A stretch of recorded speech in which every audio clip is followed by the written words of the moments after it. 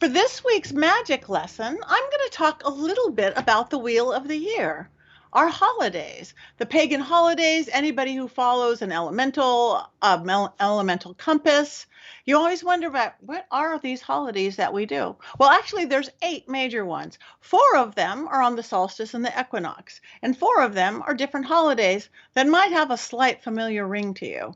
Our beginning of the year is Samhain, which you know as Halloween or Samhain. That is the beginning of the year.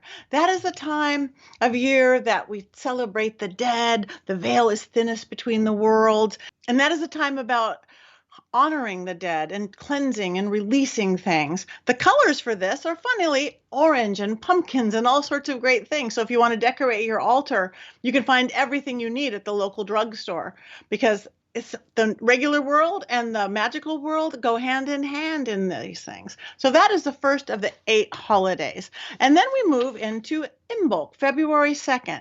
Now that is where we celebrate. It's one of the 4 fire festivals. And that one is about purification and initiation and dedication. And that's something you usually kind of do during the beginning of the year, because these holidays were very much made by people of the land, early man, like when you harvest and when you plant and when you go into the dark time and when you come back into the summer and springtime. So February is Imbolc. You might know it also as Candlemas. It's the time you might see the goddess Brigitte with little candles all over her head. That's in February. And then we move to March 21st, which is the spring equinox, also known as Ostara. It is a time of regeneration, new beginnings, conception, things like eggs and bunnies and all sorts of greats. That's usually around March 21st. And it's new life because spring is coming out. And then we move around to May 1st, Beltane. That is the time of the year when the veil is also thin, but it's not being held up by the dead like at Samhain or Halloween. It's being held up by the fairies, by the fae. So that's why we dance around maypoles and give flowers and we play music. It's kind of a sexy, fun, celebrate life and procreate. It's about life, joy, fertility itself.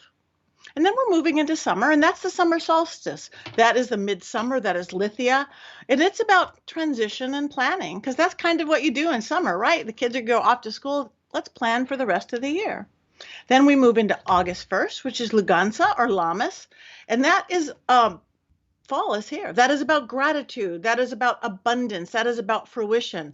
We've got the plantings have come in. It is a cross quarter day. It's just what we're doing in August, end of summer. And then we're going to move into September. We are going to move into Mabon, and that is September 21st. That is the fall equinox, and that is the time of giving thanks. And that kind of goes into that giving thanks season. Again, fall is coming. What are we grateful for?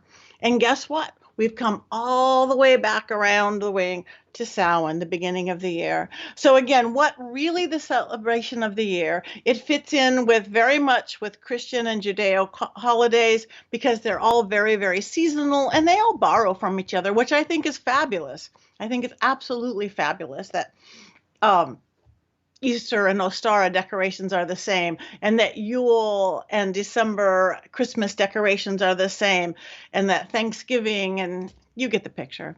Anyway, 4 of them are the equinoxes. The day is longest, the night is longest, the day and night are equal, and 4 are the celebration of life themselves and the cycles that we live. So in basic Reader's Digest form, that's the Wheel of the Year. And it could look sort of like this in many different forms. For those of you who can see. Thanks. My Paranormal Network.